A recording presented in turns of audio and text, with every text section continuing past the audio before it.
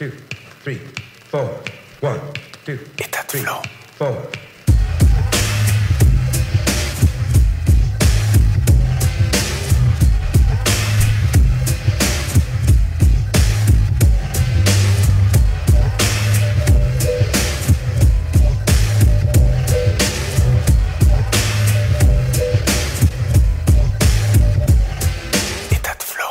Yes, sir! Salut à tous! Bienvenue à l'émission État de Flow, une émission où on parle de créativité. On accueille des artistes de la région pour nous parler de leur processus de création. Et mon nom est Didier Iglesias, je suis intervenant psychosocial et je suis également un artiste qui produit de la musique sous le nom de Just Swim. Et puis, je voulais vous faire une belle annonce aussi que récemment, je collabore avec un nouveau collectif qui s'appelle Uni Collectif, qui a pour but d'unir la scène d'artistes en général, que ce soit des marchands de t-shirts, des fabricants de bijoux, des rappers, des beatmakers. C'est vraiment shout-out à Simon qui organise tout ça. Il fait un show à tous les mois. Pour l'instant, ça a l'air de ça, là. À tous les mois au Red Room sur la rue Saint-Denis. Et dans les dernières soirées, il y a eu Spectrax qui a fait des performances de beatbox. Il y a eu de l'animation par Morse Attack, Big Joe la légende, shout out à vous deux. Et aussi des prestations live de saxophone par Hugo Lamontagne. Et puis on peut y retrouver tous les rappeurs de la scène, là, vraiment super beau. Super. On a même reçu Intel, qui est le fils de U-God de Wu-Tang, qui a fait apparition, il a fait un cypher. Donc tous ceux qui font du hip-hop, vous pouvez venir, il y a des cyphers qui se passent. Donc Uni Collectif, shout out Simon, je t'aime fort. Et puis j'espère que vous profitez de votre été, là. Il y a plein de festivals, là. En ce moment, c'est Montréal Complément Cirque. Donc j'espère que vous profitez des festivités. Aujourd'hui, on reçoit un écrivain colombien québécois. Son nom, c'est Juan Munoz. Et dans le fond, son écriture, de ce que j'ai pu capter lors de la lecture, c'est vraiment des moments intimes là, entre personnages, des moments très entre des étrangers là. En tout cas, dans le récit qui est Fleuve Fantôme, c'est une genre de série blog où on suit un personnage à travers un hydrologue à travers ses aventures. Et puis il y a eu une adaptation de ces textes en forme de podcast audio où il va inclure aussi par exemple si on entend une certaine musique dans le podcast audio on peut entendre cette chanson là, les sons ambiants, donc c'est super bien fait, je trouve ça très original. Sur le blog il y a une genre de BD interactive où tu peux cliquer sur les petites bulles et voir ce que les personnages sont en train de penser. Donc je pense que c'est très original la manière dont il amène ses textes. Je vais le laisser s'introduire tout seul et puis peut-être que j'ai oublié certains de tes textes là. Bienvenue à l'émission, Juan. Salut, merci beaucoup de l'invitation. Et oui, comme tu fais, je suis l'auteur d'un roman qui est en format blog. Et cet été, je l'ai fait à tous les 2 semaines, mais avant c'était tous les lundis. Et oui, ça c'est une façon de réinventer le rôle de l'écrivain. Je pense qu'on va parler de ça aujourd'hui. Et dans ce temps, en ce moment, c'est-à-dire c'est une profession qu'il faut réinventer. Et la technologie, c'est ce qui nous permet de faire ça. OK, ouais. Donc, toi, tu utilises la beauté de la technologie pour rehausser justement ce moyen d'expression-là. Ben, oui. Merveilleux. Donc, on va apprendre à te connaître davantage. Avant ça, j'ai un petit segment musique comme d'habitude. Aujourd'hui, j'ai choisi de la musique ambiante parce que moi, quand j'étudie ou quand je lis, je mets souvent ce genre de musique-là. Ça me permet de me détendre et de laisser place là, à la lecture dans ma tête. C'est des musiques que j'ai collectionnées au fil du temps, que j'espère que vous allez aimer. C'est très, très, très ambiant, évidemment. Il n'y a aucune rythmique, là. Il y en a qui sont un peu plus sur le côté expérimental que vous allez voir vers la fin. Mais bref, j'ai beaucoup l'ambiance à cœur, là. Je pense que vous l'avez vu avec l'émission avec The Milks, là, que j'ai un profond amour là, pour la musique ambiante. Donc, la première chanson, c'est de Daniel.mp3. La chanson s'appelle Blurred Moon, qui est sortie en 2022. Daniel.mp3 il est connu pour ses productions atmosphériques, un peu new age, ambiant. Celle-ci, on entend beaucoup le piano. C'est le genre de musique que j'entends ou je mets après avoir beaucoup de monde à la maison. Tu sais, on a eu beaucoup de monde à la maison, c'était chargé, le monde est parti et je mets ça pour faire le ménage. Ça me détend énormément. Donc, Blurred Moon de Daniel MP3.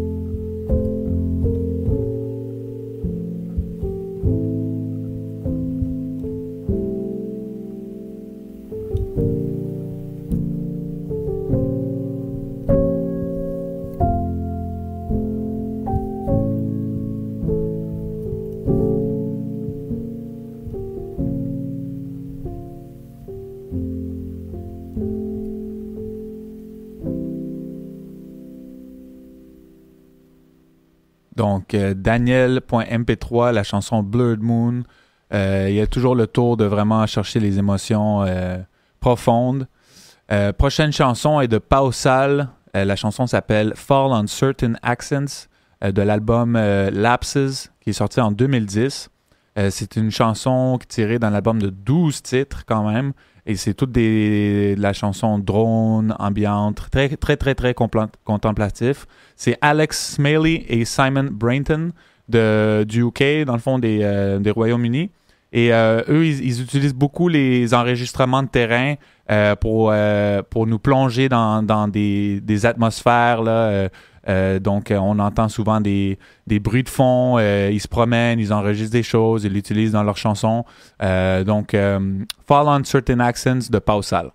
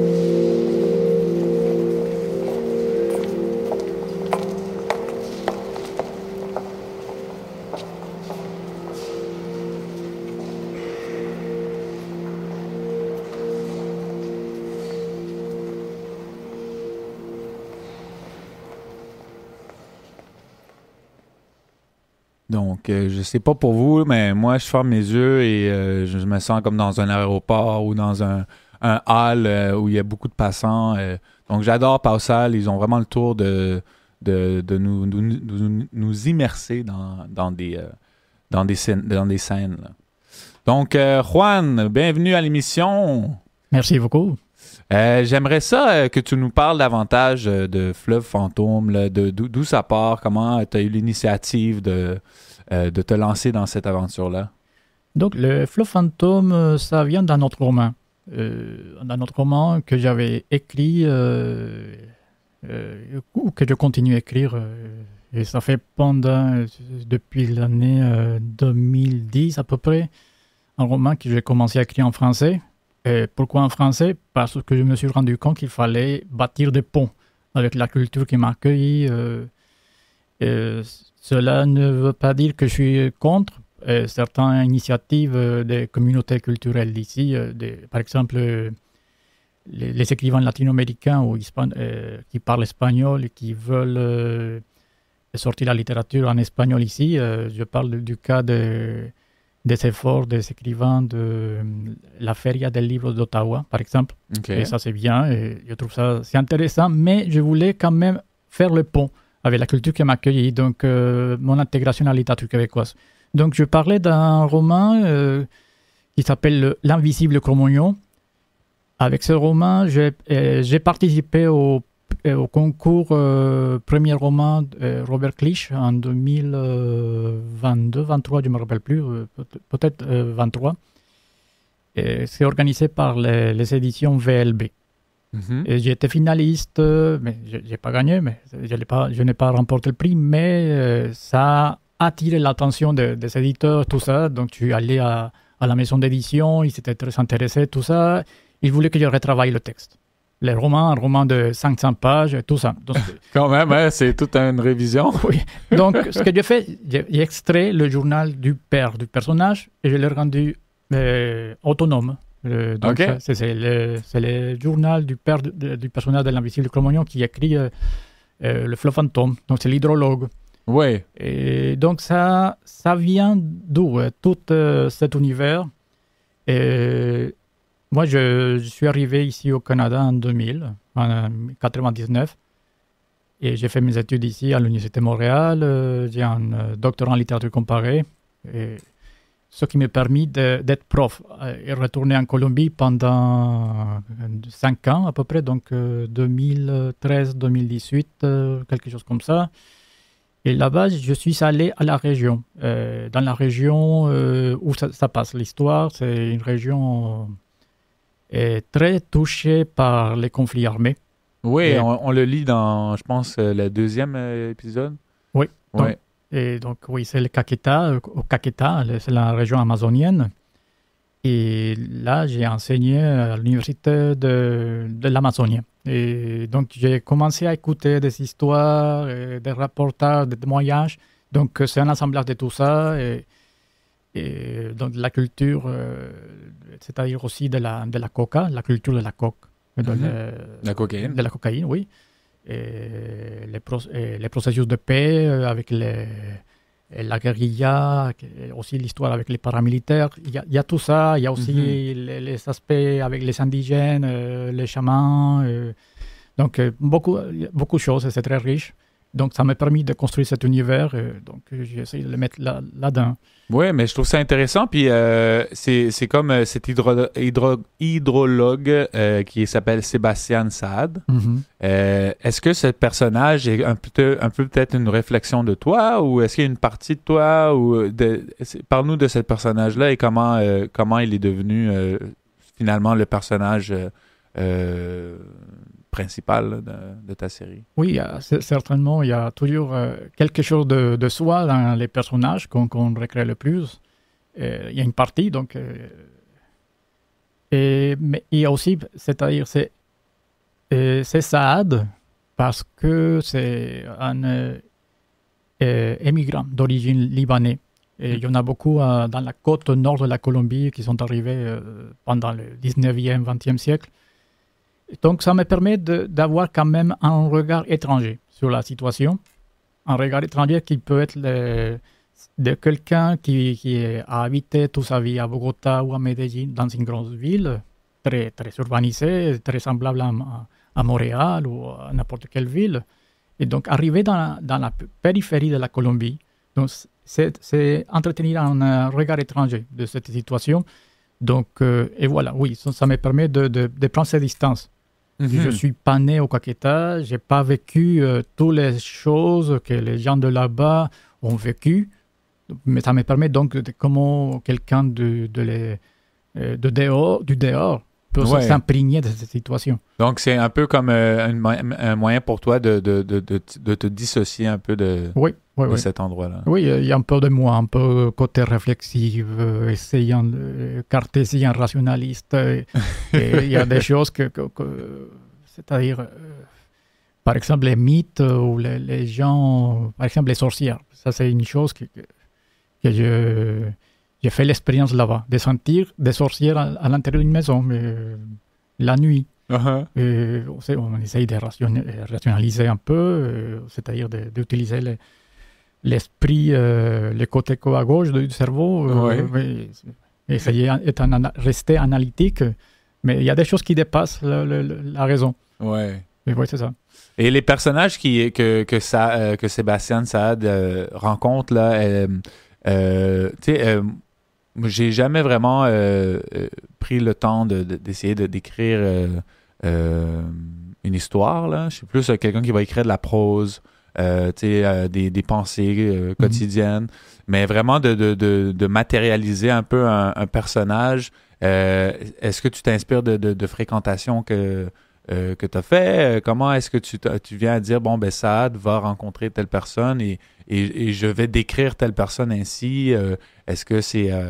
est-ce que ça sort pendant que tu écris? Oui, il y a des approches.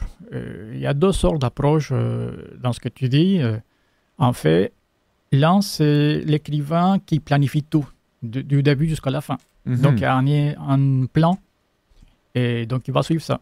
Ça, c'est très méthodique, ça, c'est très bien, mais parfois, il n'y a pas l'inspiration pour le faire, ou on perd la force, on perd l'énergie sur les chemins. Et il y a l'autre approche, c'est s'embarquer sans rien savoir, et aller peu à peu, ça va sortir, les idées vont arriver peu à peu, l'inspiration et tout ça. Et donc, disons que parfois on peut faire un mélange, on peut regarder un peu, c'est-à-dire prévoir, envisager un peu, et en même temps, on développe. Avoir un peu comme des repères sans nécessairement qu'ils soient statiques, là. Oui, c'est ça. Oui, c'est-à-dire, soit statique ou trop rigide, mais de l'autre côté, c'est-à-dire tu t'embarques dans une aventure d'improvisation, tu ne sais pas où ça va t'amener, et là, il peut y avoir des erreurs de cohérence, si tu regardes en arrière. Voilà, oui, c'est un peu comme ça. Il faut comme regarder la forêt, regarder l'arbre, regarder la forêt.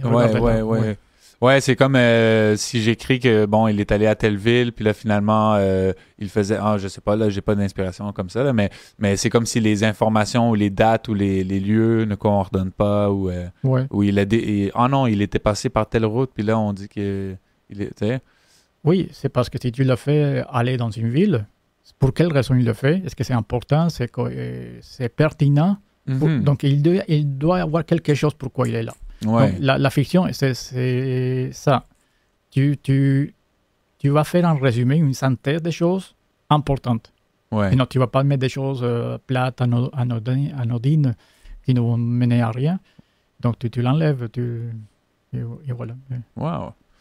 Ah ben c'est intéressant. Et puis, au niveau de l'adaptation là, du texte en podcast, pas seulement en podcast, mais il y avait aussi où il y avait le blog avec les BD. C'est un genre de BD avec les petites bulles. Après, j'ai vu, tu avais des photos. Je me souviens pas du nom de la personne, mais c'était tout en noir et blanc. Tu sais, ces sources-là, le podcast, les sons, est-ce que c'est des choses que tu es allé chercher par toi-même? Est-ce que c'est des personnes avec qui tu as collaboré? Parle-nous de ça un peu. Oui, il y a des artistes collaborateurs que j'ai rencontrés là-bas, dans la ville, à Caquetá, à Florencia, Caquetá. Et donc, ils collaborent avec moi. Je demande une photo ou un dessin. Il y a des très bons. Et ils l'envoient.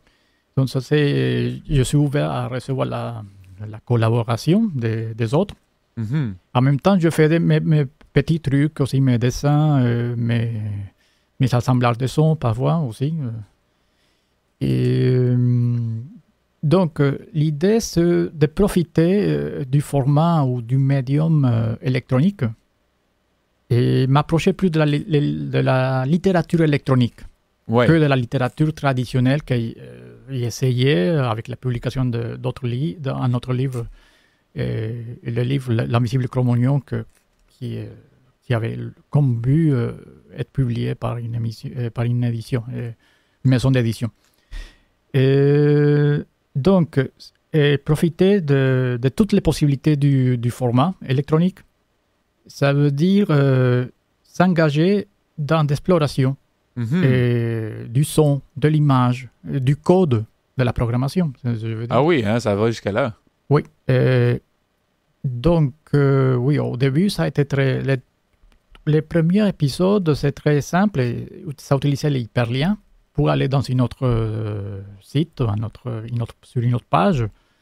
Mais maintenant, peu à peu, je commence à jouer avec les possibilités du code à travers les paramètres que ça permet. Blogspot, c'est très limité, par exemple, mais ça permet des trucs, des petits trucs. Par exemple, faire un petit icône, émoticône qui va faire un mouvement ou quelque chose. OK, ouais. Et Ouais, donc, tu vas vraiment chercher tous les petits secrets de cette plateforme-là. Et ça, c'est-à-dire, je ne sais pas si je triche, mais aujourd'hui, on a l'outil pour ça.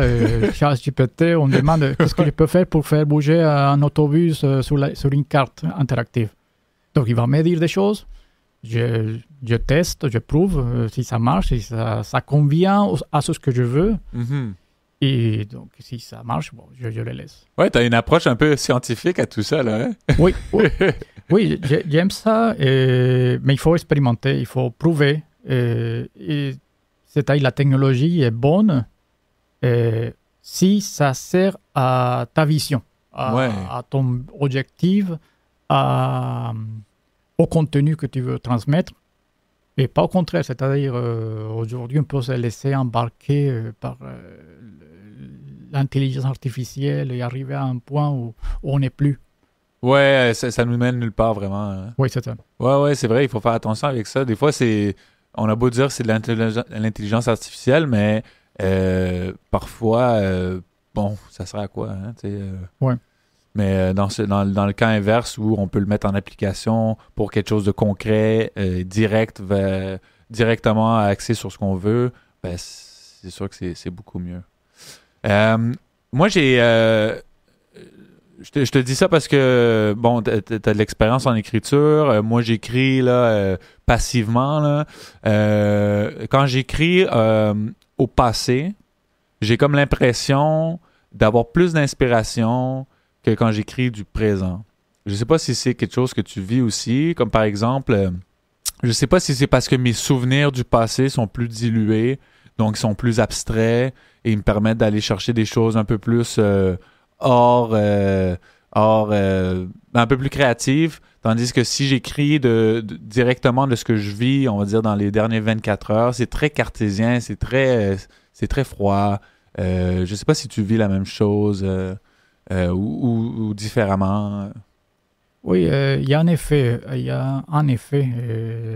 artistique ou esthétique qu'on utilise à travers les temps verbaux.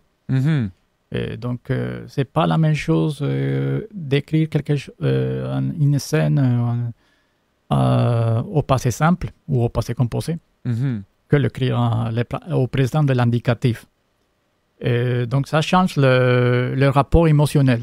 Par exemple, dire je suis allé ou j'allais dans ma ville que dire je vais dans ma ville. Ouais, c'est moins romantique. Hein. Oui, c'est ça. Donc, oui, on peut jouer avec ça. Et le passé, ça donne plus de distance pour introduire des pensées, introduire de nouveaux souvenirs. Donc, un peu comme Marcel Proust à la recherche du temps perdu. Donc, ça va permettre de faire comme une sorte de poupée russe, un souvenir. Oui, je comprends. Et donc, on s'étire un peu vers les événements du passé, de la mémoire. Tandis que si on est dans le présent, on est plus... Dans les faits. Dans les faits, l'émotion, c'est-à-dire il n'y a plus de suspense dans le sens que on ne sait pas qu'est-ce qui va arriver. C'est-à-dire ce sont des approches. Il faut tenter, essayer. Et toi, c'est quoi ta préférence ou c'est quoi pas ta préférence ou c'est où que tu gravites le plus souvent? Moi, j'ai une tendance à être plutôt passé composé ou passé simple. L'invisible Cro-Magnon était au passé simple. Et parfois, parfois, je ne savais pas si c'est le subjonctif de l'imparfait. Il fallait que je cherche dans le Becherel ou c'est Word qui me corrige. En tout, donc, c'est ça, oui. Pourquoi? Parce que peut-être on suit encore un modèle très Dostoïevski ou narrateur omniscient ou plus classique. Okay. Et puis, le switch entre le français à l'espagnol en termes de langue, là, oui, on a... S'exprimer en espagnol, l'humour est différent. Il y a plein de suffixes et de préfixes qui n'existent pas nécessairement en français. Il y a aussi la grammaire. Il y a plein de choses. Comment est-ce que la transition ou le voyage entre les deux s'est fait pour toi? Mais c'est sûr que l'espagnol est là-dedans, dans l'écriture. Il y a quelque chose, il est caché. Je ne peux pas nier ça. Et ça va être présent dans la façon de faire une phrase en français. Il va être là. Mais je pense que ça donne la particularité à la prose ou à l'écriture de la langue. Donc, on parle de français. Et donc, j'ai écrit ça en français. Ça aurait été vraiment différent si j'avais commencé à l'écrire en espagnol. Mais donc, ça serait une autre histoire. Ah ouais, hein? Tant que ça. Hein? Et donc, les façons de dire les choses, il faut les expliquer. Donc, il y a certains termes qu'il faut faire l'introduction pour qu'un francophone comprenne. Tandis que si c'était pour un Colombien, par exemple, si je dis pesca milagrosa, ça n'existe pas. C'est une pêche miraculeuse. Ça veut dire quoi? Ça veut dire les enlevés ou le kidnappement massif que faisait la guérilla sur les routes en Colombie. Okay. Donc, il faut que j'ai construit d'abord la phrase, le contexte pour introduire le mot pesca milagrosa. Et oui, donc... Oui, donc c'est sûr qu'il y a des choses qui sont directement traductibles. Traducible, mais il y a des choses, par exemple, qu'il faut mettre en contexte. Oui, et la mise en contexte, ça demande une façon de préparer les phrases. Donc. Ouais. Et puis, c'est quand que tu as choisi, toi, ou c'est peut-être l'écriture qui t'a choisi plutôt, là. C'est quand que c'est devenu une conviction là, que tu allais te lancer dans l'écriture? Moi, quand j'étais enfant, je me rappelle, il y avait un concours dans une revue en Colombie. J'avais 10 ans, je pense, quelque chose, 11. Et c'était un concours de contes de Noël. OK. Et donc, j'ai pris une feuille dans mon cahier. Donc, j'ai arraché la feuille du cahier, j'ai écrit une histoire là-dedans. Et je pense que c'était une sorte de boucher qui a décidé de pardonner la vie d'un petit cochon. Le jour de Noël. Oh, wow. J'ai envoyé ça et j'ai remporté le prix. Donc, j'ai eu un chandail ou quelque chose comme ça. Ouais. Et à partir de là, oui, je faisais des pièces de théâtre pour l'école. Les camarades, les profs me cherchaient pour faire des pièces de théâtre, pour écrire, pour faire l'adaptation. Et donc, cela m'a amené à étudier, faire une carrière en lettres, en littérature. Mais là, je suis tombé dans le côté trop académique. Et donc, je suis devenu prof après, tout ça. Mais le côté créatif a été toujours là. Mm-hmm. Et donc, depuis que je suis jeune. Et donc, ça a été... Là, je n'étais pas très je n'ai pas poussé beaucoup pour que ça se publie. Disons, parfois pas des chances, parce que c'est un domaine, il faut être persévérant pour entrer. Et si pour créer, c'est une chose, mais après, pour le faire publier, tout ça, ça c'est comme la partie un peu plus demandante, hein, oui, finalement. J'ai eu quelques publications en anthologie, dans des anthologies. En 2012, j'ai remporté un prix à Laval, dans le journal de Laval, avec une nouvelle. Et aussi, un poème a été choisi dans une anthologie. Voilà, des choses comme ça. Mais des petites apparitions, disons. Et c'est en 2002 que je publie des nouvelles en espagnol. Ça s'appelle El Anticristo Derrotado et Otros Cuantos. Et c'est publié avec une grosse maison d'édition de la Colombie, du monde hispanique, Planeta. Mais c'est moi qui a financé la publication. Okay. Donc ça a demandé un peu comment ça s'appelle ça, de faire la prévente du livre, demander des prêts. Oui, c'est ça. Hein, c'est vraiment, je te dis, être artiste là, de l'extérieur, ça semble très beau, là, mais c'est ce côté-là de outreach là, qui est tellement de travail. Là. Puis c'est tellement aidant quand on a une équipe là, autour de nous. Là. Oui, aussi le sociofinancement aussi. Ouais. Oui. Et, oui. Non, mais est-ce que tu voulais dire d'autres choses? Oui, donc oui, j'ai sorti ce livre, mais donc c'est un livre que j'aime bien. C'est un recueil de nouvelles qui vont prendre tout ce que j'avais fait pendant ces 20 ans. C'est très philosophique quand même. Mm-hmm. Et voilà, donc et comme ça, maintenant je me réinvente avec les nouveaux outils. Ouais. Et voilà. Bon, ben c'est très bien. Moi, je serais prêt à jouer une autre chanson. Dans le fond, cette chanson-ci est un peu plus sur le côté abstrait, mais certains vont le reconnaître. Tim Hecker, artiste de Montréal, qui a fait une chanson qui s'appelle Black Refraction de l'album Virgins, sorti en 2013. Tim Hecker, c'est comme un des pionniers là, de la musique ambiante. Il vient de Vancouver, mais il est installé à Montréal.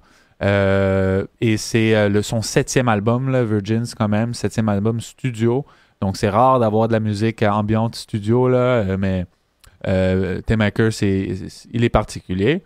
Du côté plus expérimental. Et certaines disent que cette chanson en particulier, là, on parle de fan, là, est une interprétation de l'Alzheimer, étant donné les coupures sonores. J'écoute ça, là, et moi, en tout cas, ça me parle beaucoup. Donc, Black Refractions de Tim Hecker.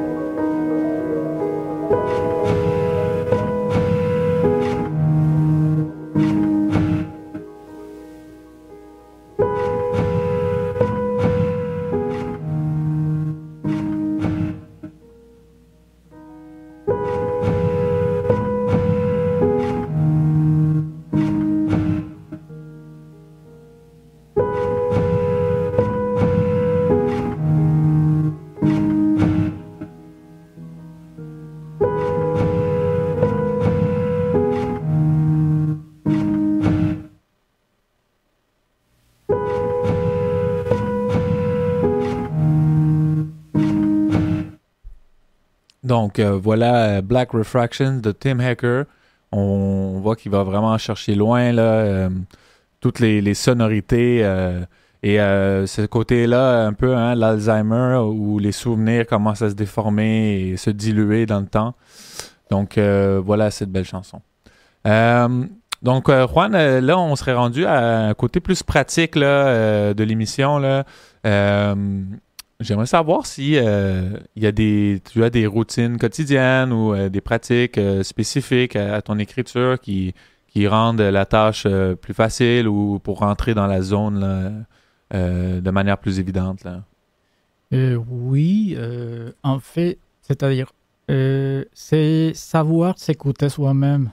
Okay. Au moment comment on sent à l'intérieur de nous un élan pour créer. Et ça, il faut respecter ça. Il faut vraiment rendre honneur à cet élan qu'on sent. Et ça fait partie du processus créatif. Donc, il y a un moment que, pour tous qui veulent écrire, il faut respecter. C'est les moments, par exemple, de la page en blanc, les blocages. Ouais. Il faut les aimer. Parce que c'est le moment où tout est dans une période creuse, mais on se ressource et on essaye de faire d'autres choses. Et ça va arriver, c'est comme une vague. Donc, à un moment, la vague va arriver et vous allez vous sentir dans la crête. Et c'est là le moment de création. Donc, il faut... c'est l'état de flow, non? Donc, il faut connaître ça. Il faut qu'on apprenne à se connaître. C'est-à-dire, je n'ai pas de routine. Et je ne suis pas école américaine d'écriture. L'école américaine est vraiment American Express, write 100 words per day. Ouais. Non, je ne fais pas ça. Ça serait bien, par exemple, pour maîtriser la langue, la grammaire, tout ça, oui. Mais pour l'histoire, c'est mieux de connaître ces moments de vagues hautes pour surfer. Et voilà, donc c'est comment apprendre à se connaître dans cette période. Il y a un moment de l'année que ça n'arrive pas, donc il ne faut pas se pousser trop fort et ne pas être si strict. Trop strict avec soi. Oui, et quand ça vient, ça m'arrive que quand je suis plus stressé et je suis plus occupé à faire d'autres choses, que ça m'arrive les inspirations. Et moi, je sors le temps et je le fais. C'est comme, non, pourquoi là, pendant que j'ai plein de choses à faire? Oui. C'est un peu danser avec soi, hein? C'est, là, je vais un peu vers la gauche, je vais un peu vers la droite, là, je suis plus motivé, je suis moins motivé, plus créatif. Ouais, j'aime ça.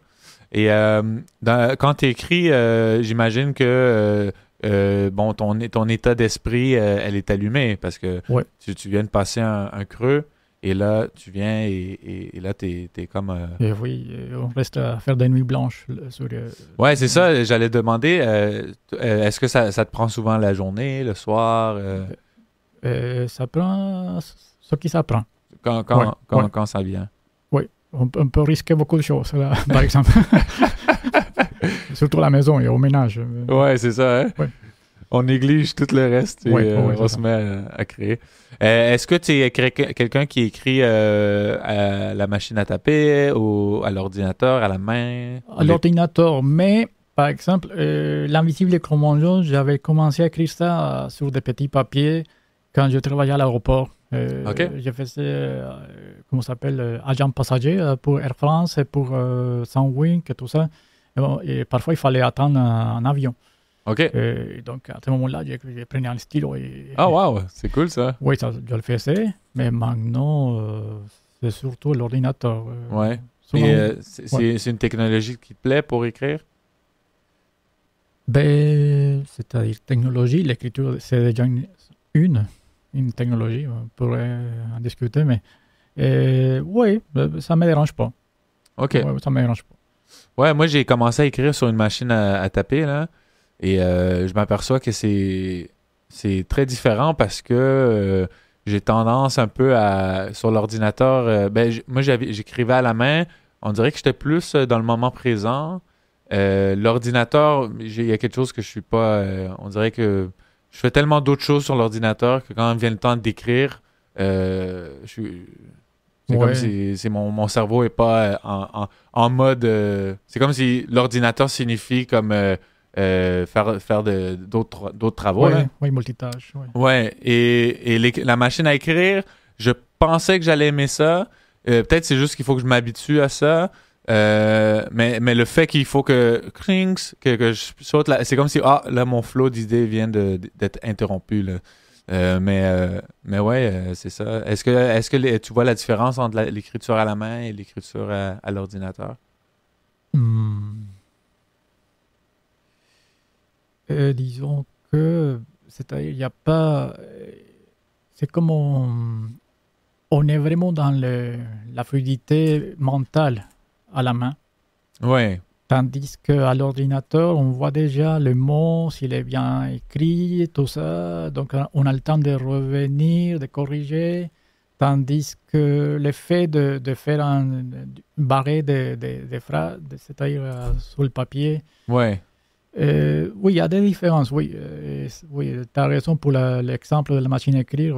Je ne l'ai pas fait. J'en avais, pourtant, j'en avais eu quand j'étais jeune. J'avais une machine à écrire, mais je pense que j'ai écrit les premières pièces de théâtre pour l'école dans une machine d'écrire. OK. Mais c'était ça a plus de 30 ans. Ouais. Oui. Ouais, moi j'ai vraiment aimé quand même j'aime l'effet qu'il faut taper fort là, tu sais, c'est pas t'es tout doux là, vraiment il faut peser sur les Mais boutons. ça fait une image d'écrivain très Hemingway. Ouais. Il faut avoir son whisky à côté. Ouais, c'est ça. Oui, oui. Et au niveau des dialogues, tu sais, ça aussi, ça doit être quelque chose, non? Imaginez, tu as écrit du théâtre, ça, c'est beaucoup de dialogues, hein? C'est beaucoup. Mais comment est-ce que tu approches les dialogues, les réponses, ce jeu-là de communication, là? Oui, là, et on joue un peu la comédie. Donc, Ouais. il faut être porté sur le jeu d'acteur et savoir construire un autre personnage qui peut être le contraire de toi. Mhm. Donc, un barbare, quelqu'un qui bavarde ou quelqu'un qui est trop agressif ou quelqu'un qui...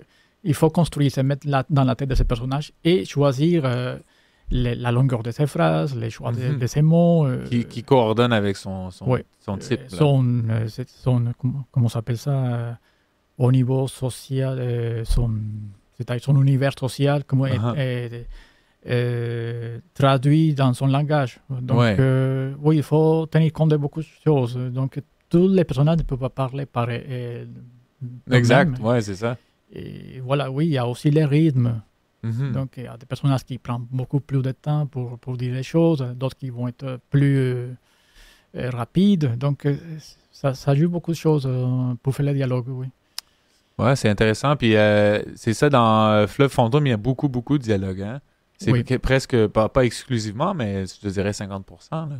Oui. C'est beaucoup, beaucoup de dialogues. Il y a même un épisode où ce que je fais, c'est introduire la pensée des personnages. Oui, ça, c'est le premier épisode. Et oui, et il y a un autre où, c'est-à-dire les codes m'a permis que le lecteur puisse appuyer sur un mot. Uh-huh. Et dans le mot, ça va apparaître des parenthèses, ce Ok. que les personnages pensent, comme ils ouais, pensent. OK. Donc, à un moment donné, j'aurais créé la pensée d'une prostituée.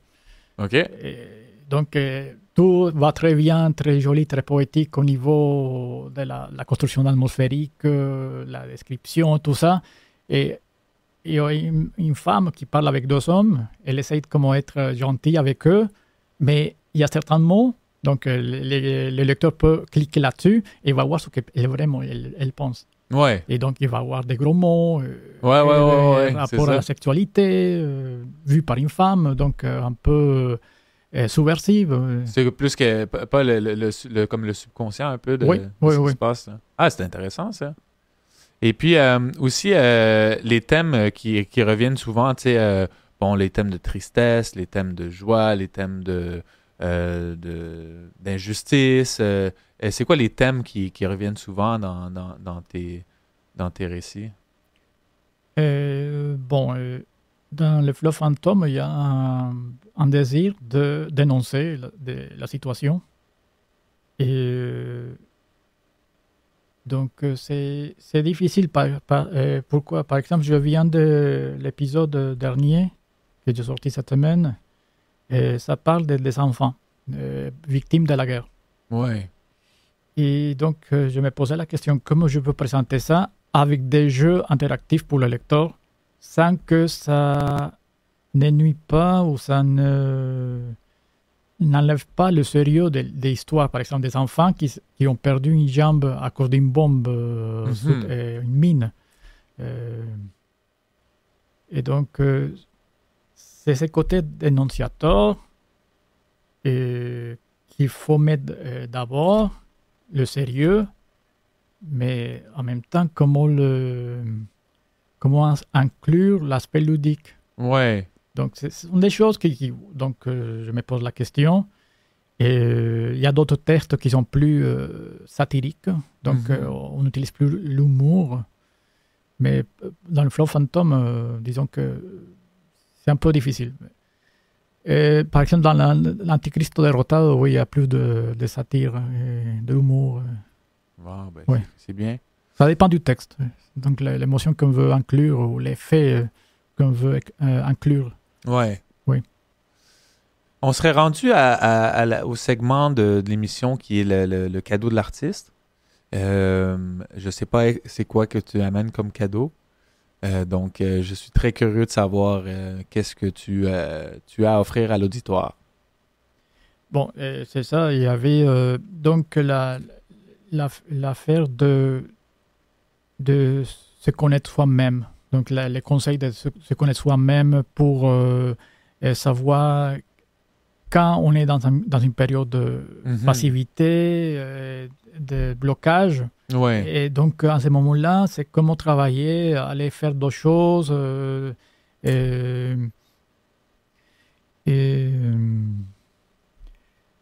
D'autres choses qu'on aime. Ouais. Aller danser, aller écouter la musique ou faire de la musique ou aller... bon. Ouais. Donc c'était ça. C'était. Oui, c'est ça, oui. OK.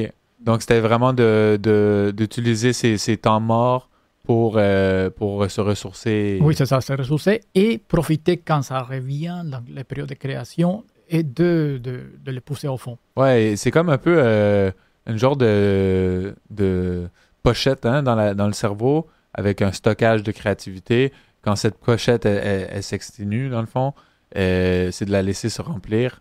Un peu Oui. comme de la dopamine hein, Oui. ou n'importe quoi. Et il y a une autre stratégie, et un truc qu'on peut aussi utiliser et en profiter, c'est les dates limites des concours des appels de texte, de n'importe quoi, une anthologie ou un prix dans le quartier ou un concours dans le quartier, ou même si c'est pour un chandail comme au Grand Prix ou 6 000 $, participez. Participez parce que ça va vous donner la motivation d'écrire quelque chose, de créer, produire un répertoire, même si vous ne remportez pas le prix, même si le texte n'est pas choisi, vous allez à la fin sortir gagnant avec une histoire. Ouais, c'est vrai. Et après, vous pouvez revenir, la retravailler. Comme ça, vous commencez à créer un répertoire, un recueil de textes à vous. Et donc, il faut en profiter de ça. Oui, c'est un très bon truc. Des anthologies, des journaux étudiants, je sais pas, des concours au journal, je sais pas, de votre ville. Oui, mais ça s'applique aussi, pas juste à l'écriture, hein, n'importe quel style artistique. Il y a toujours plein d'événements et de concours qui se passent. Puis je pense qu'on n'est pas... en tout cas, moi, je ne suis pas assez à l'affût de ça. J'ai participé à certains, mais c'est toujours très pertinent de le faire, même si on n'est pas gagnant. C'est simplement de se lancer. Là. Oui, c'est ça. On sort gagnant à la fin, avec une histoire et avec un répertoire qui va grandir de plus en plus. Merveilleux. Hey, merci, Juan, pour cette belle conversation. J'ai adoré. C'est la première fois que je reçois un écrivain. Et puis, je t'avoue que c'est très loin de ce que je fais. Donc, j'avais beaucoup de questions. Puis, j'ai adoré ça. Merci à toi. Est-ce qu'il y aurait un moyen de te suivre directement, de te supporter? Comment est-ce que tu pourrais dire à l'auditoire d'aller te chercher? Vous pouvez me suivre dans mon blog, donc le Flow Fantôme blogspot.com. Je suis aussi sur les réseaux sociaux, donc Facebook, Instagram, donc Juan Munoz. Je pense qu'il y en a beaucoup, mais il y en a un seul qui écrit le Flow Fantôme. Ouais. Merci beaucoup. Puis, bonne chance avec le reste du blog. Donc, on va terminer l'émission avec 2 dernières chansons, encore une fois ambiantes.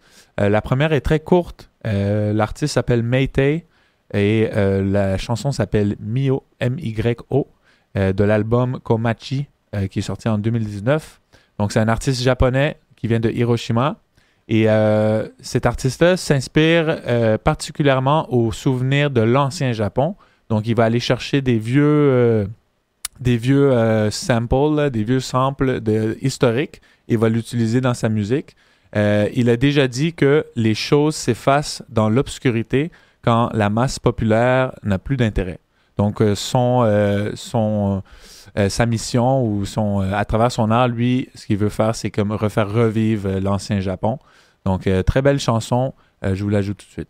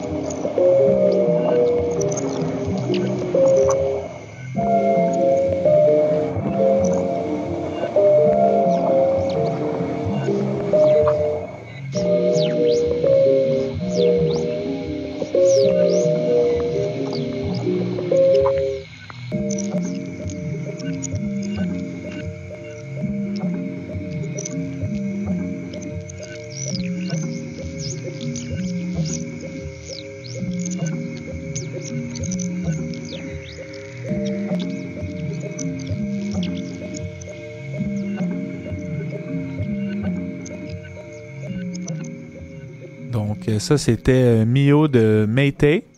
Et puis, la dernière chanson que je vais vous jouer s'appelle The Words Are Just Sounds de Patricia. Patricia, c'est un artiste producteur de la Caroline du Nord. Il a fait un album Several Shades of the Same Color qui est sorti en 2017. Lui, il est connu pour faire du techno, mais il est aussi très bon en sound design et il fait certains morceaux ambiants. Il a son propre label, Active Cultures. Et dans ce morceau, il explore l'idée que les mots ne sont que des sons qui stimulent une réponse physique. Donc, il y a un côté un peu philosophique là, à cette chanson-là. Donc, je vous la joue. Et puis, sinon, on se revoit dans 2 semaines au prochain épisode. Merci d'être à l'écoute et bon reste de journée.